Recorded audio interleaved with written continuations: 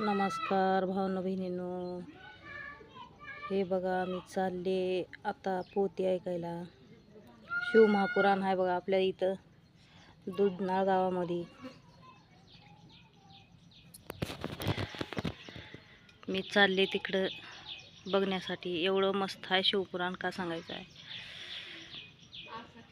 हे बघा कसं डोंगर चलत जावं लागत. पार तिकडं पुढं मंडप आहे बघा, टेंट मारलेलं.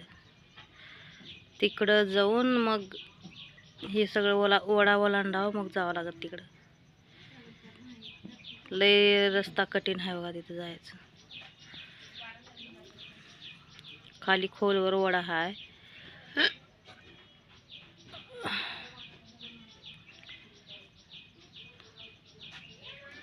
वरी जायचं मग तिकडं.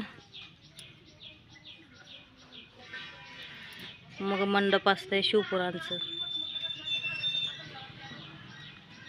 एवढं भारी टेंट मारलेलं आहे, मोठं टेंट आहे बघा.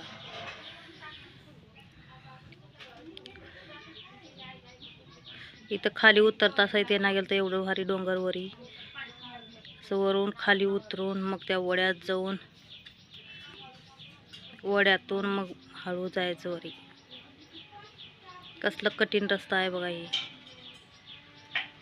अशा ह्याच्यानं जाऊन मग शिवपुराण ऐकायचं आहे बघा. ते जागी जागी झाडं असलेले सुद्धा हे आहेत. भरून माणसं सावलीला थांबलेल्या चालल्यात.